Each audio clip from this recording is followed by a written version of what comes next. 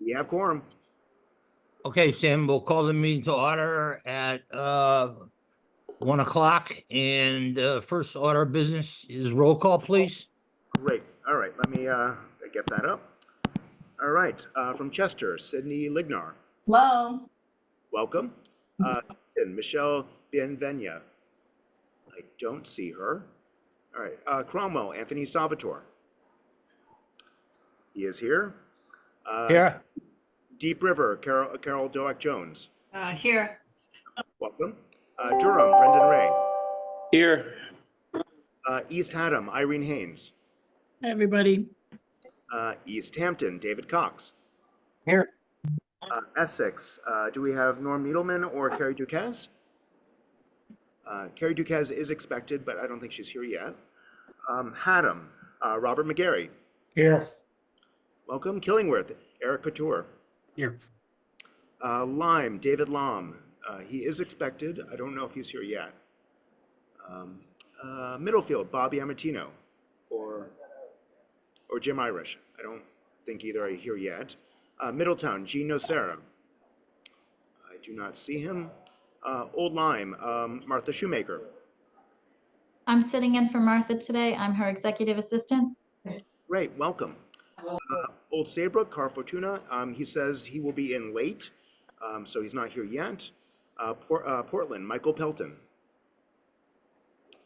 Don't think he's here yet. And then last but not least, Westbrook, John Hall. Good afternoon. Good afternoon. Also here with me in Providence is Joe Comerford from River Valley Transit for the MPO. We are also joined here by Rob Harriman, our senior transportation planner, and Brendan Garrity, our regional transit planner. And I, of course, I'm Sam Gold. Sam, I just jumped on. Michelle. Oh, Michelle. Welcome, Michelle. For guest speakers today, we have Stephen Perry and Kimberly Bradley from DEEP. We have Lori McElwee from River Valley Transit, Carol Conklin, our regional election advisor, and Kristen Lopez from the Connecticut Main Street Center. And I see that David Lom has joined us. We also have Ellen Graham from Blumenthal's office, Julia McGrath from Representative Courtney's office, and for staff that has not yet been introduced, we have Marcos Gonzalez, Megan Juflis, Eliza Lopresti, Sally Rothenhaus, Janice Erlenmeyer, Vicki Harris, Kevin Armstrong, Susie Beckman, and who am I missing? Jake. And we also have Margot Burns. Oh, and Jake Capobianco. Anyone else that has not been introduced or would like to introduce themselves? All right. With that, I'll turn it back to you, Mr. Chair. Thank you. Public speaking next up, and Nicole Villardi from Demis. Hi, good afternoon, everybody. I do apologize that my camera's not on. I had to join from my phone. We're having some statewide network issues, but just to be brief, Demis did apply for our 2025 federal grants at the end of August, and we are still waiting to hear on the status of our grant awards. So in a holding pattern for those, that includes the Emergency Management Performance Grant and the Homeland Security Grant Program. On the Emergency Management Performance Grant, for those towns that participate, the next to close out will be the 2023 award. All the deliverables for that need to be completed by September 30th of this month. So please, if you participate, reach out to your EMDs and make sure that they are completing those by the end of the month. In addition, one of the deliverables is to have an up-to-date local emergency operations plan. This is also statutorily required to be submitted and approved to Demis by your town every other year. We have many towns that are far outside of this biannual requirement, so please make sure that your towns are submitting their LEOPs as per the state statute. And we did just roll out an updated template for the LEOPs, which hopefully will make it a little bit easier to attain. But don't hesitate to reach out to our office or your respective regional office for any assistance on updating those plans. Another grant coming to close out very soon is the School Security Grant Program, specifically the 2021 round. So if any of your school districts had those awards, please remind them that those are closing the end of this month and they must submit all their final documentation by the end of October. We did hold the statewide Emergency Planning and Preparedness Initiative, or the EPI exercise, last week. So thank you to those who participated. I think we had about 160 of the 169 towns and tribal nations participate across the state. So very good turnout on that. And then finally, I'll share that we have a new Region 2 REPT chair, which is for Selectman Matt Hoey from Guilford. He took over for Paula Cofrancesco and was elected at the August meeting. And then our next steering committee meeting will be this coming Friday at 9:30. And that's my update, pending any questions. Thank you. Thank you. Any questions? Okay, thank you very much. Carol Conklin, what do you have for us? Good afternoon. Can you hear me okay? Yes. In the absence of the August meeting, I just want to touch base on one thing that happened in August. Part of my statutory requirements in this position is to hold moderator training for our area, our region. And that was held on Saturday, August 23rd in Old Saybrook Town Hall. We had 14 attendees from our COG to be either recertified or become new moderators. Just as a reminder, your moderator actually runs the election on election day. They are like the floor manager, and they sign off on all the paperwork. It's the election is primarily their responsibility. This year's attendees also had to learn the new equipment that's in place to even do their moderator training. So it went pretty well there. And your registrars right now are preparing for the early voting process. Your early voting is going to start October 20th. It's going to run through November 2nd. They do need moderators during the early voting process, but they can rotate them. So you're not using the same person for 14 days and burning them out. That is a rotation. And they're also right now in the process of forming the ballot with the town clerks. And I know, most of you are aware of this ballot because of it's a municipal ballot. So they have to hold what's called a lottery for the placement on the ballot. If you have like 4 Board of Ed people, they have to actually pull names to decide who's first, second, third in those 4th, spots. I get a very common question every municipal election and in emails from CEOs saying, how is that top line of the ballot determined? The top line of the ballot is determined because it's the party of the governor in charge at that moment. So the Democrats have the top line of the ballot because we currently have a Democratic governor, and that changes, when the governor changes. They will be using all their new equipment in this municipal election. They all have had brief training from the company the state bought the equipment from, and we are hoping to have additional sessions in the next month for them to reinforce that equipment for registrars who need it again, hopefully machine tenders who have a very different role now with the new equipment, and some of their poll workers. So we're chugging along, and if you have any questions about their functions right now in the upcoming election, please send me an email. Thank you, Carol. A quick question. From what I understand, the way I read the statute, we have to have cameras on the external ballot boxes by July, is it? I'll double check that. And the the thing that bothers me is, if I'm correct, we have to keep the videotapes or disc, whatever, for 12 months. I will double check that. They may have issued that in July because of towns having a primary, but I'll find out about the 12 months I'll take a relook at that too. If you would, if you And don't then I'll- mind, I believe it's of 26. And again, Right. must be kept by the municipality for 12 months, if I correct. Can you check for us? And that way there we can get it out to everyone to make sure they're in compliance. Yes, I will double check that. And, you know, some of these topics were a little bit in a gray area in case a special session was held during these fall months, but there hasn't really been any movement on that. So I will double check that and we can get an email out. Maybe they won't send the ballot box police after us. That's right. Um, Yeah. Anybody else have a question for Carol? If I could speak on that matter, Tony, this is Sure. Kevin.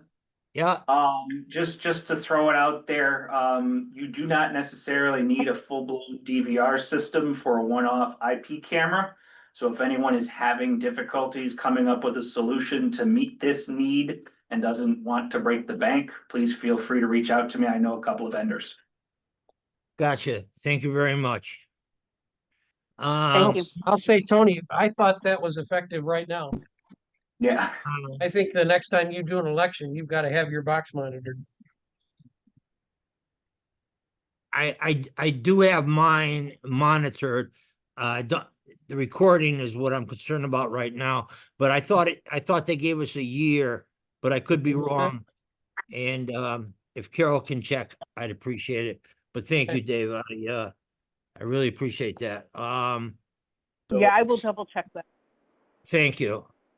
I want to recognize that we have Michael Pelton from Portland, Carrie Duquesne from Essex joined us. Welcome. We also have Aaron McBride from Murphy's office who's also joined us. Welcome. So besides Representative Courtney's office, do we have any of the senators? Yeah, we have both. Okay, so we'll do Senator Blumenthal first, his office. Hi, everyone. Good afternoon. No kind of big updates here. As far as the budget goes, it is set to run out the end of this month, but word is that there is another continuing resolution out there that'll take us to the end of November. Also, we are the NDAA is now in the Senate, so we are tracking the progress, making sure that Connecticut gets things in there. That's really it for me. If you guys have any questions or concerns, please feel free to reach out. Thank you. Senator Murphy's office. I'm sure Julia's update covered a lot, but Ellen's just did as well. So I won't take up any more time. It's pretty much the same page of tracking the potential CR that we're expecting to see for September 30th to hopefully avoid a government shutdown. And then tracking the appropriations packages within those to see if those will get passed. But any questions, as always, just reach out to any of us. Thank you. And Representative Courtney. Good afternoon. So I feel like every other meeting at this point, we say, you know, we might have a shutdown. We might have a shutdown. We're hoping not. We did get, as Ellen and Aaron said, from House leadership yesterday, a potential continuing resolution text that would push that deadline out about 7 weeks, which is not exactly what we were hoping for, but we're going to see how that goes. That is expected to be on the House floor for a vote later this week. Potentially tomorrow, maybe. In terms of appropriations, as of today, 3 out of 12 appropriations bills have passed. That's defense, energy, water, and military construction and veterans affairs. We still have yet to do ag, commerce, financial services, homeland security, interior environment, labor age, legislative branch functions, state and THUD. However, agriculture and the legislative branch funding was wrapped into the Milcon VA bill for reasons that I am not certain of. That was a Senate side decision, but you know, one less thing to think about. So that is where that stands. Also, one bill I wanted to flag that just came out of the THUD committee for this group is the HR 4669, which I've linked in my report. That is a FEMA reform bill that would have some pretty significant and in some ways I think positive impacts for local leaders as they deal with either resilience or prevention or hazard, mitigation or recovery. So I would encourage you to check that out and see how that would impact you. Also, the last month, the White House put out an executive order that will change quite a bit about federal grant making. I've put out in my report a full breakdown, and I'm happy to talk through that a little bit more. It's hard to give kind of a sweeping overview because there's a lot that we're not quite sure about yet, and we're still trying to parse out. But that will also be something that will impact anyone who's seeking out federal funding. So I encourage you to take a look at that. A couple months ago, I mentioned that there were going to be some NEPA changes. 7 agencies have put out their interim final rules or final rules. I've linked those as well. The BRIC funds that were canceled and planned to be reallocated have been halted by a judge. That does not mean that any grantees that had allocated funds that had not yet been drawn down would regain access to them, but that they will not be reallocated while that case plays out. So, but ultimately, I would say that's better than, losing it altogether. And then I've linked a couple individual agency updates, but that would be it from us. Hopefully we will have some news on a potential continuing resolution tomorrow, but that's still kind of playing out in real time. So, but if anyone has any questions about that or anything else, I'm happy to chat. Thank you. Anyone have any questions of our congressional delegation? Okay, moving on. We have presentations. Steve Perry, Kimberly Bradley, deep grants. Thank you, Mr. Chairman. Apologies for joining via phone. There is a statewide IT issue, so we're going to do the best that we can. Are you able to see the presentation? Yes. And just a caveat before we start, this is a little bit of an older version, and so we will circulate one that contains just a few revisions after our presentation. So again, thank you for having us. My name is Stephen Perry. I'm environmental analyst with DEEP's Land Acquisition and Management Unit. We serve as the real estate arm of the agency, and we also administer a portfolio of open space themed grants, and I'm joined by my colleague, Kim Bradley. She is the Connecticut Trails and Greenways Program Coordinator. She's going to talk a little bit about the Recreational Trails Grant Program after I talk about mine. So next slide, please. So this first one is the Open Space and Watershed Land Acquisition Grant Program. For time's sake, I'll refer to it as OSWA. All of the grants we're going to talk about today are funded by the state. So provided, things kind of continue along, we don't expect any issues this round or in succeeding rounds. So OSWA is used to purchase ecologically, recreationally, or natural resource valuable land. It's protected in perpetuity by a conservation easement. The grant program is open to nonprofits, municipalities, land trusts, water companies. Not all nonprofits. The nonprofits have to be conservation based. Those are generally land trusts. Applications for this are due November 3rd, and a correction to the PowerPoint you're seeing now. Appraisal confirmations are due November 1st, not December 1st, not December 3rd. My apologies for that. Next slide, please.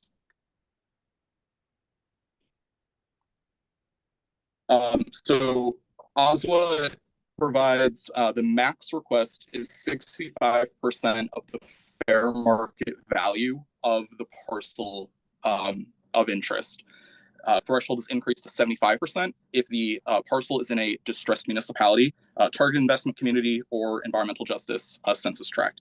Additionally, if the project takes place in any of those areas, applicants are able to request reimbursement for kind of the carrying costs and the closing costs.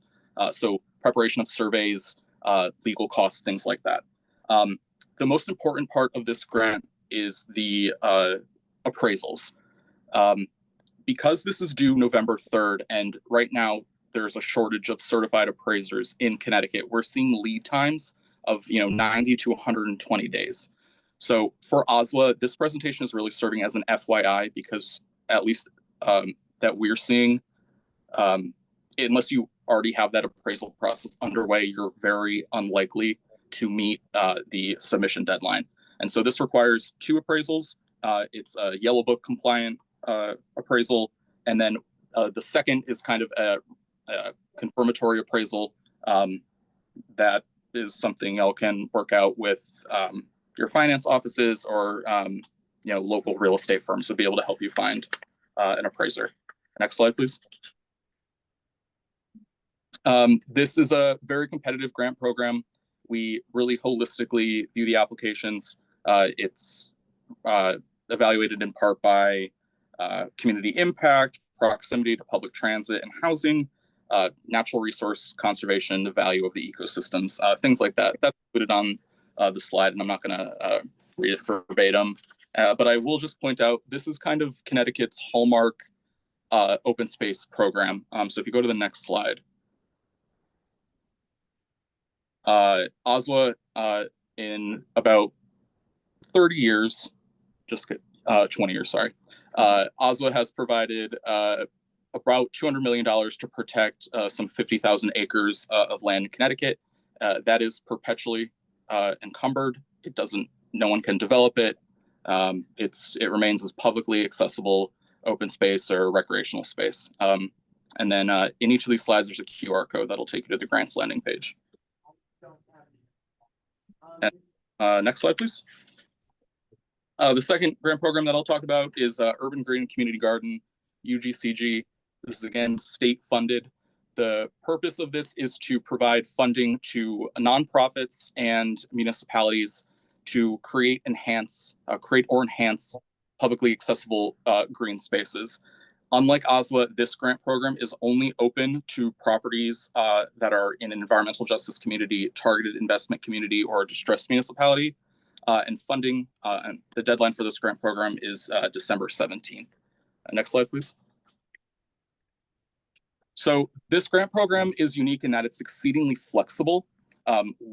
This past round, gave out $12,000 for a quarter-acre community garden in New Britain. And we also awarded Riverfront Recapture more than $500,000 for multi-use trail enhancements in Hartford. So this grant program can act as kind of adjunct or match funding to a variety of larger projects, or it can entirely fund those kind of small, neighborhood-based projects.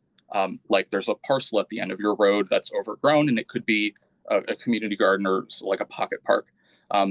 It's a very easy application, in part because we're really trying to go after those small nonprofits that might be deterred from applying for kind of larger or more complicated grant programs.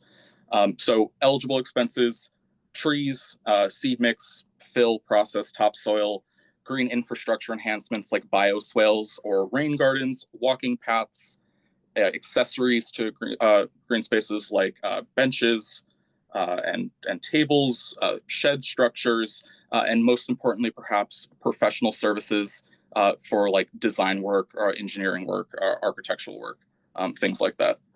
Next slide, please. The most important thing to note about this program is there is a match requirement, but we'll take basically any source of in-kind contribution as well. So we'll of course take dollar for dollar, but if the nonprofit or the municipality has labor to commit, we'll take that salary. We will take we equate one volunteer hour to about $33. Any kind of fundraising. And again, the flexibility of this grant program is if you've put any money into the project site generally, so that can be anything from sewer or like infrastructure improvements to streetscape improvements. If this is a small portion of a park you're requesting funding for, and you've done work at another portion of the park, we'll count that towards the matching requirement. So whatever amount of funding you're asking from UGCG, you need to show in the application that by the end of the contract, which is 5 years, you have an equal amount to that in matching funds. And the other note that I'll make on this is that you need to show access to the subject property. So if it's municipally owned, we just need the property card or the deed that's recorded in your town or city clerk's office. If it's a nonprofit, if they own the parcel, we'll just need the same thing from them. But if it's a nonprofit conducting work on a municipally owned land, we will need documentation attesting that they can access that property and they're able to perform work on that property. That generally takes the form of a municipality leasing the property to the nonprofit for a period of time for like $1. And then this is a small underutilized grant program. I'm the first permanent staff it has in 10 years or so. So we've awarded just over $5 million since 2007. I'm anticipating we allocate the full $2.5 million or so we have this year. So again, due mid-December. If you have any questions, my contact information is right there. And thank you very much. All right, we can go to the next slide. Hi, everyone. I'm Kim Bradley. As Stephen noted, I am the Trails and Greenways Coordinator for the state of Connecticut. I work within our Bureau of Outdoor Recreation and Division of State Parks and Outreach. So I'm here today to talk about our Connecticut Recreational Trail Grant Program. This program was established in 2015. It is secured by state bond funding. So it takes the format of the National Recreational Trail Grant Program, but it is state funded rather than federally funded. The intention of this grant program is to support all things trails. So planning, design, and construction of new trails for both non-motorized and has the opportunity for motorized use as well. Maintenance and restoration of existing trails, increasing access to the range of trail users and people with disabilities. Purchase and lease, it can support the purchase and lease of trail construction and maintenance equipment. And it even can support the acquisition of land or easements for a trail or trail corridors, very specifically for our trail systems. It also supports the operation of educational programs that promote safety and environmental protection related to trails and provide additional information about the trails across our state. It is open to municipalities, nonprofits, state departments, as well as tribal governments. And you can provide multiple applications, but it is a very competitive grant program. So within the last 2 rounds that we've held these grant calls for proposals, we have received close to or just over 100 grants, and often with $10 million available. In the last grant programs, we had upwards of 20 million in requests. So this is a highly competitive grant program. There's no maximum level that you can request, but we do recommend that the consideration is taken to keep the requests below about $500,000, in that we have limited funds and a high demand for these grants. Our applications will be open, so we anticipate an opening of our grant round tomorrow. And with that, we allow 3 months for the development of grant applications. So we anticipate the due date as December 18th. So that's a slight change from what you might see on this presentation. But you will find all of that information on our website. Public sites, just similar to UCG, you need to have access to the land that you're proposing this trail on. So if it is state land, you have to have a formal agreement, or if it's a organization that is not the formal owner of the land, we require agreements on that. So anything on state lands needs to have a formal agreement with our agency, and our land acquisition management team can help you in navigating that, as I can too. The Connecticut RTP is designed to be accessible and flexible, just like the UCGC program. Past awards have ranged from, within our last round, there was a $7,000 grant for trail amenities, all the way up to our largest allocation was about $685,000 for construction projects. Grant applications are scored based on an established grant guideline, and that's provided on our website. So you will see here, our website contains a story map that provides a lot of the information that is required within the application process. And we have had great success in getting higher and higher quality grant applications with the support we're providing our applicants. This is a reimbursement program, so grants will be reimbursed for the eligible costs that are outlined in both the proposal budget and ultimately the contract that's established. Please feel free to explore our story map. We will have a grant overview webinar that will occur on October 16th. And we'll also be providing office hours and direct outreach for this grant round. Thank you. They're changing the slides without me even having to say it. So application requirements are very similar to what we saw in some other aspects. You will see the application. We'll go through that within the webinar in October. You do need to have your nonprofit registration if you are a nonprofit organization submitting an application. And what's very important for any sort of proposal construction is having a clear project narrative and timeline and location mapping. It is a grant that requires match, so it requires a 20% match for the full project budget. You are eligible to use, again, the volunteer time, the time committed by your municipal employees and so forth to match that along with any sort of cash match. What I do want to note is that this round is a slightly different than some of our previous rounds in that it is a prospective round. So in the past, the bond commission has released the funds prior to us opening a grant round.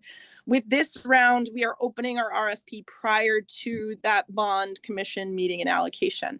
So as we move through the review process, we will have to go before the bond commission to approve these grants prior to contracting efforts. So that's very important for this piece. I could go to the last slide.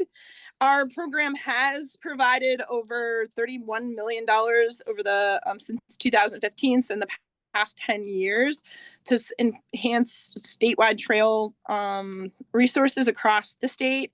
We do anticipate, and there has been funds allocated within both the past biannual budget and with the upcoming biannual budget, that within the next 2 to 3 rounds, we can double the impact of this program. So we anticipate over $30 million of funds accessible within the next 2 to 3 years. So if anyone has any questions, please feel free to reach out. There will be a press release likely tomorrow concerning this grant round. Thank you, both of you. Quick question. Where are the applications and the material that you showed us located, or will we receive it? So I will send an email to RiverCOG with all of this information. On the presentations themselves, there's a QR code you can scan. There are also links on the bottom of the relevant slides. Okay, we appreciate that. And then Sam can get it out to all the municipalities for us. Thank you very much. Anyone else have any questions? Okay, again, thank you very much. It was very informative, and I'm sure some of us will be reaching out to you for take advantage of these grants. Thank you. Thank you. Excellent. Thank you so much. Main Street Center Program, Christian Lopez. I'm going to Hi, hop in. I'm hi, sorry, good afternoon. Kristen. I'm going to introduce Kristen. This is, as was reported earlier this summer, RiverCOG became a member of Connecticut Main Street Center as a regional member. And the purpose really is to not only support the town centers in our region, but also to determine how supporting those town centers can help strengthen the region as a whole. So I'm going to turn it over. I'm very happy to have Kristen Lopez here and her colleague, Kennedy Winslow. Thank you very much, Kristen. She's going to present to you a program that we've come up with that we're going to follow over the next year. Thanks, Kristen. Sorry I interrupted you. That's No, all right. thank you. Thank you so much for the introduction. It looks like you can see my screen now. Perfect. So good afternoon, everyone. My name is Kristen Lopez. I am the Senior Director of Programs here at Connecticut Main Street Center. And I'm really happy to be here with you today to officially launch RiverCOG's new regional membership with us. So for those of you who don't know or need a refresher, Connecticut Main Street Center, we are a statewide nonprofit that is focused on strengthening and revitalizing downtowns across the state. We do this through our education, events, field services, Main Street management assessment, advocacy, and a lot more. We are a statewide coordinating program of Main Street America. So we implement national best practices in everything that we do, and we're connected to a network of Main Street professionals across the country, working on very similar challenges that our communities here in Connecticut are also facing. So I wanted to take today to introduce our membership with RiverCOG and what we will be doing over the next year. So quick overview, first kind of demonstrating how we see our role supporting RiverCOG through the implementation of its regional POCD and SEDS. Our first focus for this year of membership, the activities that we have planned, a few general notes about membership structure, and finally some next steps. So we see ourselves really as a strategic partner here to help RiverCOG implement its regional plan of conservation and development and its SEDS. And we're bringing our Main Street lens that's focused on downtown management, vibrancy, and placemaking to help advance the goals outlined in those plans. So we reviewed the regional POCD and the SEDS, and there's a lot of really great, exciting overlap. For example, one really key area that we're going to be focused on, I'm going to get into a little bit more, is that goal 2.8 in the regional POCD. But then there's other areas where we can add a lot of value. That is in developing a regional brand, prioritizing infill development, and promoting historic village and town centers as tourist destinations. And beyond those specific goals, we've also identified 7 additional goal areas that we think our mission methods and expertise can also support in the implementation. But we really see that this first year of membership is laying the groundwork, and we're hopeful that over time, our role with RiverCOG can deepen as a strategic partner to advance other goals that have been outlined in the ROPCD and SEDS. So when we were going through these plans, there was one goal that particularly stood out to us as a clear priority for us to focus on. And that is this goal 2.8 of the regional POCD. And I'll just read the top line here. And it says that recognize that various town centers or individual projects within town areas may serve specific functions. We really believe that this goal will provide a cascading effect in helping many of the other goals within the plans. And this goal also really perfectly aligns with this constellation analogy that we use a lot in our regional work. And so that is, right, a region is this constellation. It's this image that is made up of unique town centers that each play a vital role in shaping, the identity and the vibrancy of this whole region. And specifically with this goal, we want to help RiverCOG understand how the region's town centers are interconnected, gather each town's vision for its center, and identify tailored transformational strategies for each community. A transformational strategy, as we see it, is really a deliberate path forward to revitalize or strengthen downtowns. And this serves as this lens that all the communities can organize and prioritize their work. We often find that this deliberate strategy in revitalizing or strengthening our downtowns is often missing. We're really focused on individual projects, but are missing that overall vision. And so that is what we want to be working on this next year. So the activities that we have planned will be carried out across a couple of different modalities. We'll have, at the very least, one workshop, most likely two, but the first workshop, we're looking at October 30th as a date, but that has not been finalized yet. We'll also be using surveys and, of course, email communication. And so the first thing that we want to do is get a pulse of everyone's Main Street management status.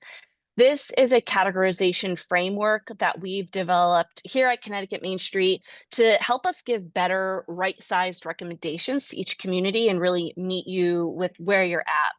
There's absolutely no right or wrong answer. It's just kind of a snapshot of this current moment in time of the capacity and the vision of the town center. And so to gather this information, we're actually putting together a short survey for you to complete that we'll be sending out in early October. And we'll definitely want that completed by that first workshop date. And it's absolutely okay for multiple people in your community or your town to complete it, but we'll need at least one survey response from each town. The next thing that we're going to do is launch a connectivity and vision survey that's geared towards the residents of the region, and of course, you as well as part of, the municipality. And this survey is to gather input on town assets and to understand the habits of shopping, errand running patterns. We really want to map the regional connectivity and identify some potentially invisible boundaries within the region itself. Then, from using all of that data, we're going to compile that information into draft vision statements and recommend some transformational strategies for each town. So those are really based on the survey data, any other data that we're pulling from conversations with RiverCOG. And of course, we'll be sharing those with each of the individual towns for feedback, discussion, validation, and have an iterative process. And so our goal here is to really kind of get a compass direction of where each town wants to go with its town center. From there, we'll compile some individual reports recapping what that work has shown us for each individual town, and then we'll wrap that into a larger regional report for RiverCOG with the findings and next step recommendations on how they can use this analysis to inform the other really key goals and initiatives in the POCD and SEDS. And so one thing that I really want to make clear here is that there are a lot of RiverCOG communities that are also individual municipal members of Connecticut Main Street Center. And so I want to clarify the difference. So RiverCOG's regional membership is focused on the COG implement its ROPC, POCD, and the SEDS. The activities that we're doing under this membership will benefit all the municipalities in the region, but our focus is on the COG.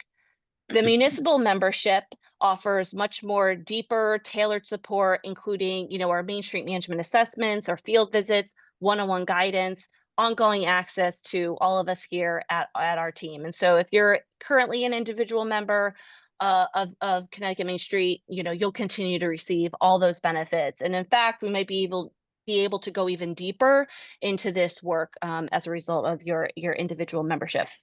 And additionally, every town in the region, regardless of membership, will have access to our online platform, which is full of our webinar recaps, plenty of resources around a variety of topics regarding downtown and Main Street. And so we'll be working with Susie and the RiverCOG team to make sure that everyone gets the appropriate access to that. And so in order for this to be successful, your participation is really critical.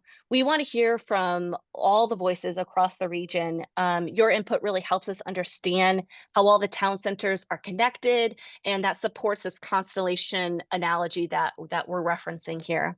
So we encourage engagement from a wide range of stakeholders, CEOs, elected officials, planners, EDCs, major community partners. One piece of consistent feedback that we get constantly from our regional work is we wish more people had attended, and we do too, because really that's when we get the most rich, feedback. And so we'll do our part on our end to make that as easy as possible for you to engage. We'll make sure to share dates and deadlines early. We'll keep things time efficient, keeping workshops sweet and to the point, and the surveys being short and focused. And we also really need your help in promoting that regional resident survey that I had mentioned.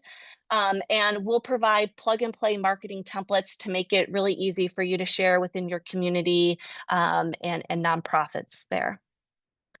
And so to wrap up, some next steps here. So think about who should attend in that upcoming workshop.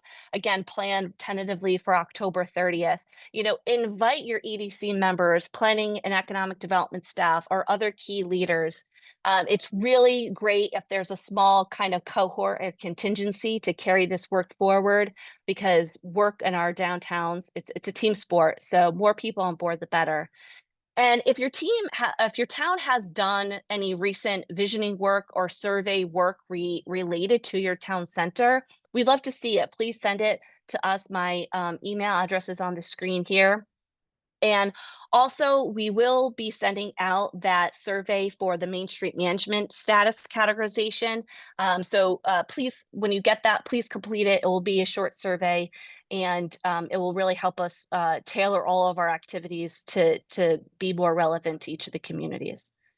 And like I said, my email is on the screen. I look forward to working with you all and getting to know your communities more in depth.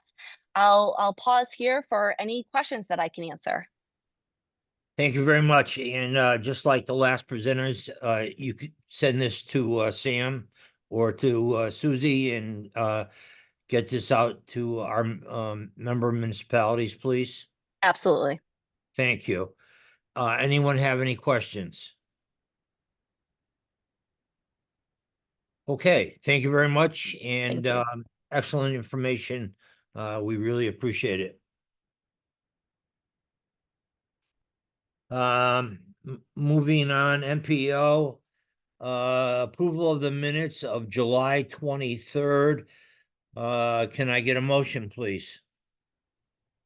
So moved. Second? Second. Second. Any corrections? Seeing none, all in favor? Aye. Aye. Aye. Any opposed? Motion carries. SS4A update, Rob? Yep, hopefully we don't have too much background noise. We're not in the best location, but it's the best we can do. For SS4A, FHI, our consultant, delivered the preliminary comprehensive safety action plan last week. We are reviewing that internally. We have sent it over to DOT. We have some advisory committee meetings at the end of the month. Once we start incorporating all these comments, hopefully we can get it out to the public for the formal public comment period in October. Much of this depends on when we have our DOT comments in, because we do not want to put it out before they review comments on state assets, to create a whole nother set of revisions. Hopefully after that, we can bring it to the MPO board for adoption in maybe December.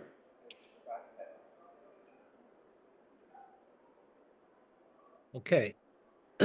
Any questions of Rob regarding SS4A? All right. Rob, active transportation grant update? Yep. I think most of you are familiar with CTDOT's Active Transportation Microgrant Program. That was the program for $5,000 grants for things such as bikes, helmets, vests, bike racks, things like that.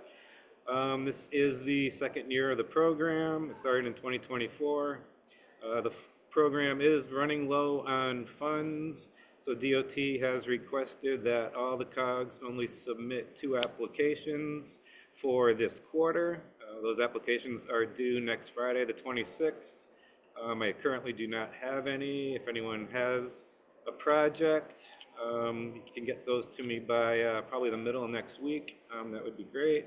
I know one Middletown school was intending to submit for the fourth quarter 24, so they might submit early. As the program's been all along, it's first come, first serve, so the first 2 that come in are the 2 that will be submitted. There will be no submission in December, but the program will resume in 2026, so the next applications would be due to DOT in March. So if I do get more than 2, they will just be held on to until then, as the program has been successful, and hopefully the State Bond Commission will continue to fund the program. Thanks, Rob. Any questions for Rob? Okay, Rob, other transportation updates, please. Just 1 or 2 quick things under other. Since there's no tip amendments today, I will mention the tip. I think I had mentioned before that the state and the COGs are trying to get back onto a 2-year tip schedule instead of waiting for 3 or 4 years. As you know, the tip's a 4-year document with an FYI component. So currently we're in 25 to 28 plus FYI. The new tip will be 27 to 30 plus FYI. This creates more work on our end in terms of project development, public involvement, air quality modeling, and things like that. But it should be beneficial to the MPO board with less tip amendments. This typically occurs because the 2 years carry over plus the current FYI carries over. So when you're doing the 2-year tip, you're only adding a new FYI, 1 category plus new FYI. So it's only the 2 outer years, so that'll make things a little better. Hopefully we'll have a draft in the winter and probably looking at tentative, bring it to the MPO board in late spring, early summer of next year. Similarly, I was just thinking about this, the MTP will be due as well in, I want to say, spring of 2027, so that will be, we have to start updating that as well. Thank you. Any questions for Rob? Thanks, Rob. Transit District update, Brendan? Oops, I can send that over. Yeah, I know you 4 guys are all the same. Maybe you want to tell us what you're doing in Providence? That sounds good. Yep. Can you hear me okay? Yes. Excellent. Okay. Appreciate it. So we got a couple updates from the Transit District. First of which being for our bus shelters in Middletown. We have 4 sites for our bus shelters. We've had concrete installation, so the concrete pads are there. We're just waiting on DOT and primarily the manufacturer to actually produce and ship the bus shelters themselves. Once they're delivered, they'll install them shortly, and we'll let everybody know when those are coming. And maintenance agreement as well, correct? Yeah, so we're working on that with them. Yeah, we've had some issues with some unreasonable maintenance agreements that we're dealing with right now, so we're working through that. Importantly as well, speaking of bus shelters and bus stops, we're working on our bus stop program, as hopefully most of you know. And we split the permitting a little bit. So we took up the different bus stops. There's District 1, which is primarily Middletown, and Middlefield as well. And then District 2, which is the majority of the other portion of RiverCOG. So we start with District 1. The good news is we've got permitting from both Middletown and the state. So on state roads and Middletown roads, we should have the go-ahead soon and start installing those bus stops. We are wrapping up our final routes and stop locations in District 2, which again is most of the folks here. So we'll be reaching out either us or our contractors at K5. So if you see email from them or from us, that's about this project. And we'll be reaching out with information about our bus stop locations. We'll show all of them in your town, but particularly we want input on the ones on municipal roads, so that we can, whatever approval process you'd like us to go through, we can work with you. And we, just hope that you guys are working with us, and we look forward to connecting about those locations. So we're hoping to get those moving along soon, and it's good to see that we got some good movement up in Middletown in the state, and the state's also been pretty fair with us and working with us for these bus stops. So we're very encouraged by that. I'll also mention that we are currently at the MPO conference in Providence for a presentation about our extra mile program and micro transit program, which has been great. So it's been awesome to have Sam, Joe, and myself and Rob here to talk about that program. So that's been excellent. And then finally, I'll just give a shout out to the Clinton Trolley. I think Michelle is here today. That it's done excellent. We ran it again this summer, working with the town of Clinton, and they made a lot of effort to promote the service this year. We saw everywhere. We saw signs across their downtown. We saw signs in shops, online campaigns, and it's paid off. So I think that the ridership more than tripled from last year. So we're seeing a lot of people actually use the Clinton Trolley, which is great. So we hope that momentum is carried into future years as we look for additional funding sources. But it definitely was a very good year and showed proof of concept yet again for the Clinton Trolley. So yeah, we were very, very happy with that. Joe, do you have anything else you want to add in there? Or? No, just shout out to Michelle and her team there for the partnership. They've really made a big difference in that trolley ridership. Again, so we'll be following up probably. You'll be hearing from us again, either our contractors K5 or us about more information with the bus stops. Hopefully coming to a location near you in your town. So we'll be following up about that soon. Thank you. Anyone have any questions for Brendan or Joe? Thank you very much. Thank you. Okay, moving on to COG business. New RiverCOG staff member, Sam? Yes. So I'd like to introduce two new members to RiverCOG staff. As many of you may know, Paula Fernald, our longtime financial administrator, left us for the town of Deep River. You're lucky to get her, Carol. And to fill that position, we've hired Sally Rothenhaus. She's been on the job for, I guess it's going on a month and a half. 1 month, 4 weeks. 1 month, okay. Seems longer, but it's 1 month.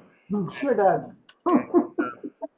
I'm very happy to report that Sally is picking up things very quickly with the assistance of staff, and we're very happy to have her join us. So and happy to be here. And our other new hire is Jake Capabianco.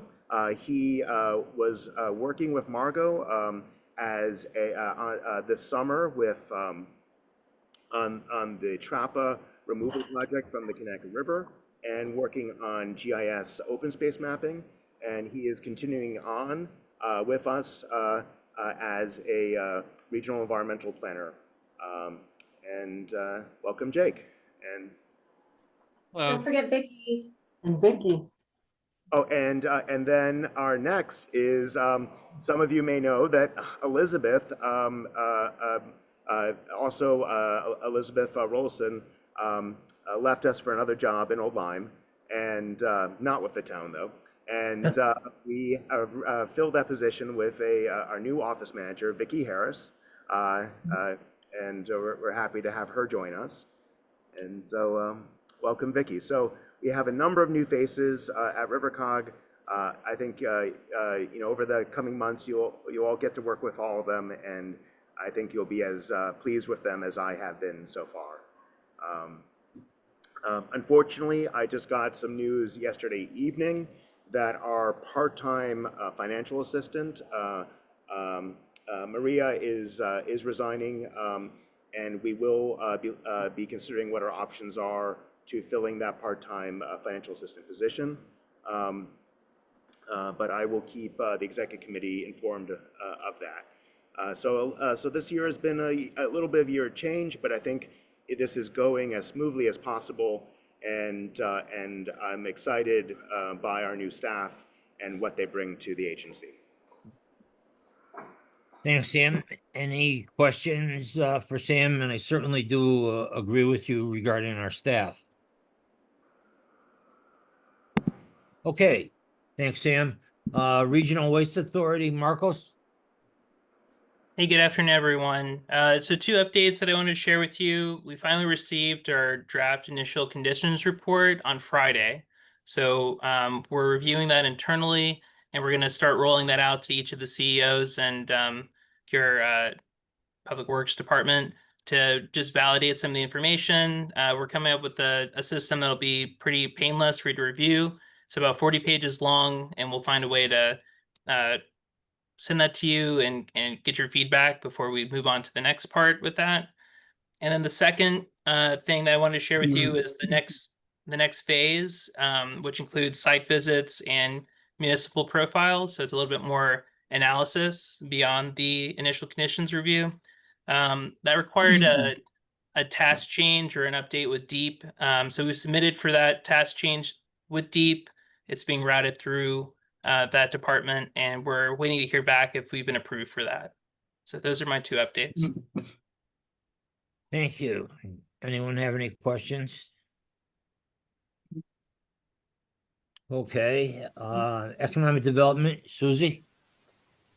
So for economic development, I just want to thank Kristen and Kennedy for being here and kicking off our membership with Connecticut Main Street Center. I'm really looking forward to working with them. I think we're going to do some great work both with the towns and as a region. So thank you to them. And also to give you an update on the Economic Development Committee, we'll be looking at an EPA grant coming up. We'll be working with the Yukon TAB program. We have been accepted into their program and started working with them already to identify brownfields in the region that could potentially receive assessment money if we are successful in our grant. So any towns that, if you have a brownfield that you would like us to consider, please let me know. One of the eligibility requirements is that it is not a property that the town is responsible for contaminating. So unfortunately, town landfills, town garages, those types of properties are not eligible. But if you have others that you'd like to talk to us about, I'd like to know about all of your brownfields, not just ones that might be eligible for this program, so that we can consider them in the future too, as we put together a full brownfields remediation revitalization program. So we'll be going for that grant, and please watch for notice of the Connecticut Main Street Center kickoff on October 30th. And I'm going to take my economic development hat on and hop over to legislative agenda. Eliza and I are working together to pull together an agenda. We will be sending out a survey to everyone. Please fill out that survey and let us know what it is that you need the state legislature to pay attention to in the coming short session in 2026. And we'll be putting together the agenda for the COG to vote on later this fall. That's all I have. Thank you. Thanks, Susie. Any questions? Okay, Housing Committee, Eliza? Hey, everybody. So our Regional Housing Committee is working on the grant that we've received from Department of Housing, which we have rebranded as the Shared Foundations Program. The purpose of this grant is for us to create educational materials about affordable housing. So this summer we had 2 interns that helped us create some short form social media videos that haven't been released yet, but we have 4 completed and 2 more in the works. Right now, we're also creating educational and public outreach materials geared towards your commissions and committees. So there will be at least 4 lesson modules that come from this grant. Lesson 1 is complete, and we're working on lesson 2 right now. We just did a run through of lesson 1 yesterday, which is all about vision planning for your community, with a focus group that included staff, some of our planners, some of your P&Z members and housing committee members. We think it was pretty well received, and Megan and I have already been invited to give the lesson in one of our municipalities. So eventually all of this will be available on the project website for everyone. Thanks, Eliza. Do you want to go right into that shared foundations grant? That is pretty much what I was just talking about. We just spelled it out so that we wanted to make sure you guys knew that was like a separate thing from the Regional Housing Committee, that it's something that the committee is working on. So that is that grant from the Department of Housing. Okay, and you'll get that information out also to the municipalities? As soon as we can, yeah. Thank you. Any questions for Eliza? Okay, invasive species, Margot? Yes. Hi, good morning, good afternoon, everyone. I'll start with the aquatic invasive species, update, and with the Connecticut River Hydrilla project. As you know, we had 2 treatments, this last month, at Portland Boat Works and in Selden Cove. And then the Army Corps, has finished, dye studies, in Chester Creek, Hamburg Cove. I think they have one phase 2 to finish in Hamburg Cove next week, and at Portland Boat Works. We had a marina owner meeting last night, so we have quarterly meetings for them to attend and get any updates or ask any questions and talk about any concerns they have with the program manager. So that went very well. There were only a couple of them on, but we have now included Massachusetts in those meetings. So that went really, really great. And I think the treatments, we've had such great weather this summer that that all went very well in the dye studies too. So even though we didn't get the funding for this summer's field season, the funding that was left over from last year has prepared us well for next year. So we'll keep our fingers crossed that that funding comes through so the program can continue on in a robust way. The other species is, of course, water chestnut. We had 3 part-time seasonals this summer. Jake was one and incredibly helpful with that program this summer. He's really learned a lot about the center part of the lower river. He's very capable with the boat. So he's a great addition to the team. We have lost one of our seasonals from this last summer, Scott Gray.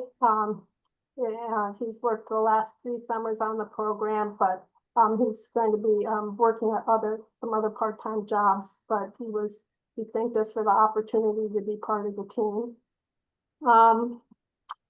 And that's it for my, I know one more thing with the water chestnut. Water chestnut is quite widespread in the lower river, but manageable in every place that we've worked, except probably for Post Cove in Deep River, where we worked very hard in there and have really beat it back to the very back of the cove. But we're going to have to consider some options for that area as far as possible treatment. But we'll see what happens next summer and with what funding comes through for Army Corps, because we might get a 2-for-1 in that cove if the funding comes through and they can treat for hydrilla and water chestnut at the same time, and possibly work off of the permitting that they are working through with DEEP for the lower river treatment areas for next year. So we're just gonna keep working on that with them and see what it is, keep on top of what we need to do to keep that area under control and eradicate it from the cove. But it is very heavy infestation in there this year. And we also have some volunteers that have worked with us in stewardship of the lower river. One is Mark Yucknut from he now runs another business. He did run RiverQuest for quite a long time, so many of you know him, but he worked Selden Cove this summer and did a very great job there for us. So if you run into him anywhere, thank him for his service on that, because he worked really hard in there. And Deep came down and helped us with Salmon Cove, and Connecticut River Conservancy helped the Friends of Whalebone Cove in there. So it takes a village to take care of this very large and important area. And we do have a meeting on the 25th with the Connecticut River Conservancy, with all the partners in the whole Connecticut River watershed that are trying to collaborate and work together to mitigate it in the 4 states in the Connecticut River watershed. So if anyone's interested in attending that, let me know. So that's it for the aquatic invasive species. Okay, why don't you do land trust next? Okay, so for the land trust, the next, we have our meeting tomorrow morning at 10 a.m. That invitation and the agenda has gone out to all of you. We also have the aquatic invasive species workshop with Connecticut Agricultural Experiment Station on October 9th from 3 to 5 at Chester Town Hall.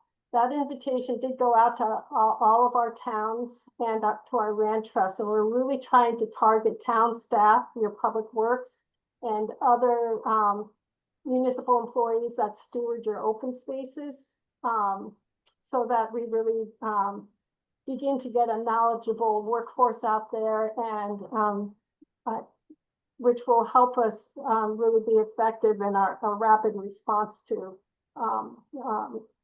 containing any problems that we encounter. So, you know, your public works, they're continually driving around your town. They're looking at your open spaces that have water resources on them, whether it's a stream or a small pond or a larger water body. So if we can get them to spot it very early, then we can, you know, get in there and take care of the problem. And it's an easy one to take care of if we catch it very early. So I'm hoping that you guys will let your public work staff come to this meeting. And it's at Chester Town Hall. I'm thankful for them for letting us use the large conference room on the 2nd floor of Town Hall. And then we also have our conservation planning tool that we're working on with the National Park Service. We're finalizing that with them. It's most likely going to be an ArcGIS online project, mapping project, so that your commissions and land trusts are able to easily look at the data and use it in assessing, you know, town plans and acquisitions in your towns. So that will be up there hopefully in the next couple months. That's it for the land trust. Okay, hazardous mitigation. So for the natural hazard mitigation plan, let's see, the contracting is complete for the full update. So we had a phase 1 contract and a phase 2, and those have all been completed. We have the first round of meetings were held with each of the participating municipalities. Regional and local capability assessment update is underway. They might need a little additional information for that, so we'll contact you if that's the case. We have a meeting with them after this meeting today. The next step for public outreach is a public survey has been developed and will be distributed to the participating municipalities, and hopefully that will be on September 23rd. And if you could please distribute that in your emails and in your public outreach and social media posts and things, trying to get as much participation as possible with that. And then the risk assessment is underway. Meeting is scheduled. Well, we're going to be having that meeting today, and we're going to be talking about dams in the region. And the next full committee and public meetings will be in December timeframe to collect input on the initial results and findings of the risk and suitability assessments. So things are moving along. Does anybody have any questions? Thank you. Any questions on the 3 items that Margot went over? Okay, thank you, Margot. Very informative. Appreciate it. Moving on, Agricultural Council, Janice. Yeah, hello. Tomorrow night, we will have our first regional agriculture meeting that we are starting up again after our summer break. We are still in need of some representatives for the Agriculture Council. The towns are Middlefield, Old Lyme, Portland, East Hampton, and Deep River. If you have anybody in town who not necessarily is a farmer, but involved in farming or supporting farming, we'd really appreciate a contact, and I can get back to them. Any kind of issues, questions with agriculture that your towns would have, please direct them to either your representatives or to us at RiverCOG here. That's right. Okay, and hazardous household waste, please. Yeah, we have the season almost finished. We have 2 more events, paper shredding in Chester and hazardous waste in Haddam are the last 2. They've all gone well. We've had good participation. So thank you for supporting these. Thank you. And shoreline soup kitchen and pantries. Yes, I sent out a little flyer titled RiverCOG 2025 United Way Alice Report. United Way has their new report out, and I don't know if you can see her. I guess not. Oh, I invited Alice. To move. She's moving. She's moving. Here's Alice. Oh, maybe there. There's Alice. Okay. Unfortunately, United Way was finding that the residents who represent Alice, which is asset limited, income constrained, employed, the percentage in our region in 2019 was 29% of the households, which were Alice or below. And 25 here, it's 33%. So that percentage is going up. There's more people that are having trouble meeting their needs, and what we could, what I would suggest that what we do for the region is to help whatever we can with that population. The Shoreline Soup Kitchens and Pantries says that they are buying more food than they have before because there's less food available at the food pantries. That would be supporting those again. Another thing would be helping with legislation, so implementing a child tax credit, which has been talked about before, and also investing in support for the 211. That's usually how people are in contact with any needs they have. That would be appreciated. And that is my report. Thanks, Janice. Anybody have any questions on the topics that Janice went over, Cindy? I do, thank you. Thanks, Janice. 2 questions about the statistics. How, in the Alice report, how does United Way determine the statistics? And then is there a way for each town to identify which demographics are in the percentages? So, for example, Chester has gone way up, and it's obviously very concerning to all of us receiving this report. So who is involved in 40%? Who makes up the 40%? Is it, older persons? Is it families? Is there a way to find that out? Let me see what I can hunt up through United Way, and I'll get that to all the towns. How's that? Thank you. And how they come up with those stats too. Okay. Thank you so much. Appreciate it. Of course. Thank you. Anyone else? Just to jump back quick to the household hazardous waste, if you don't mind. I remember at the beginning of the season, there was the issue with the paper shredding, and there was that one issue with, we didn't hit the mark on one of the household waste. Have we had any issues like that since, or was it just kind of the initial blip? All of our hazardous waste collections have been well over the 13,000. So we've met that in each other collection. The paper shredding events, we have been pretty close to filling that truck up. The last one we had in Middlefield, there was some people from voter registration that had town information they wanted to have shredded.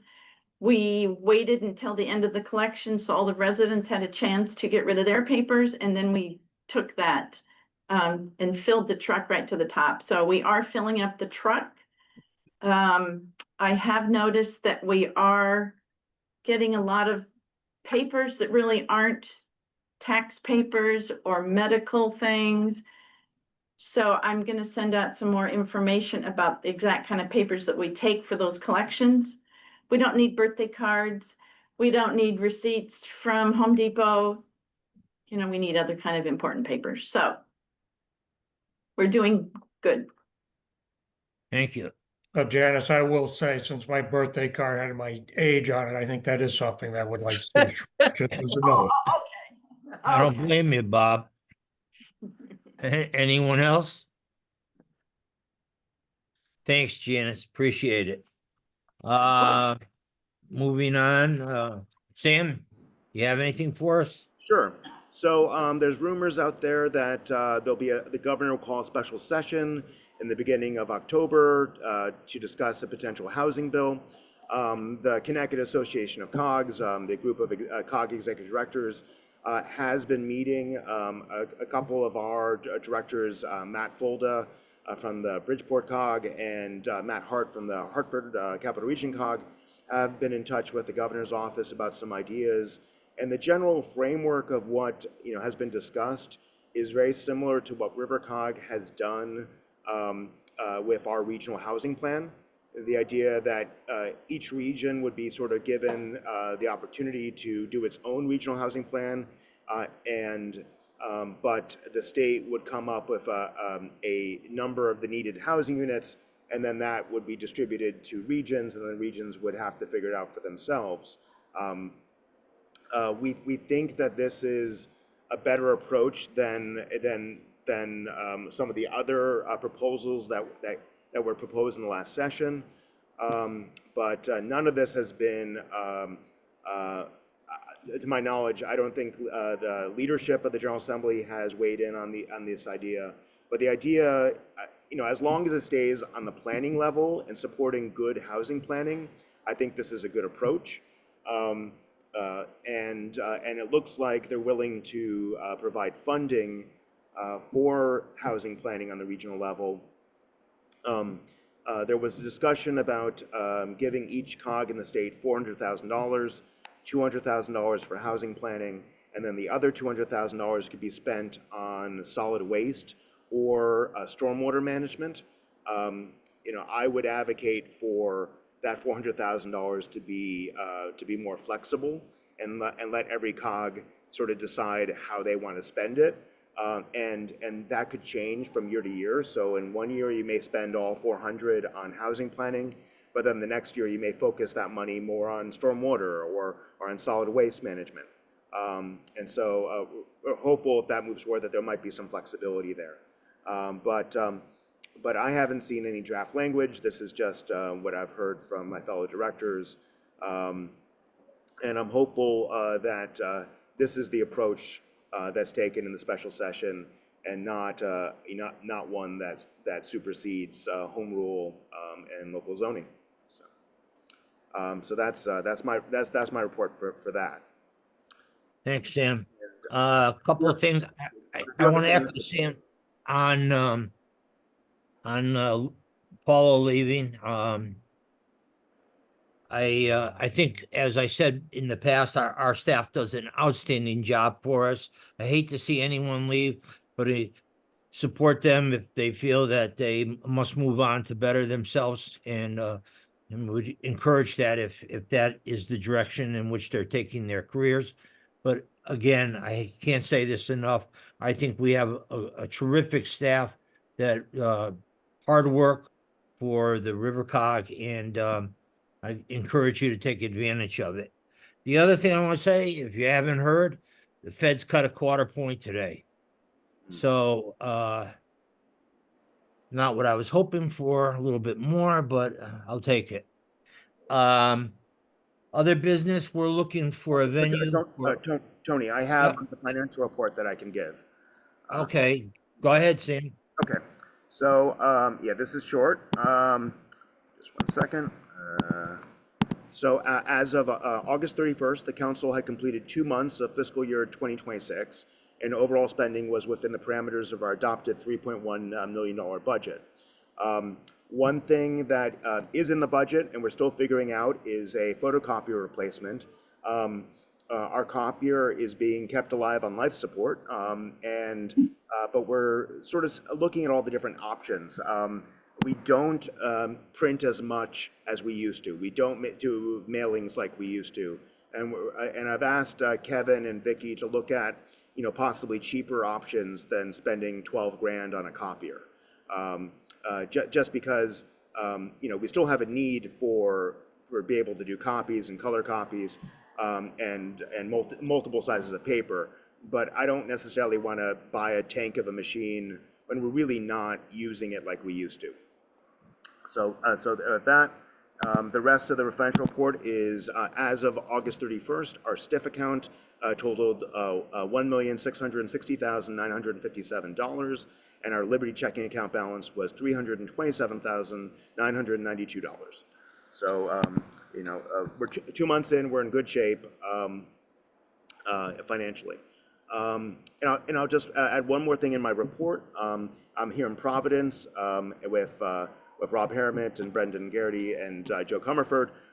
This morning, we presented at the National Conference of the Association of Metropolitan Planning Organizations. We presented on our Extra Mile on-demand service, which has zones in Old Saybrook, Essex, Westbrook, Middletown, East Hampton, and also outside of our region in Guilford and Madison. And the presentation was very well received. You can be very proud of the work that's being done over there at Estuary Transit District.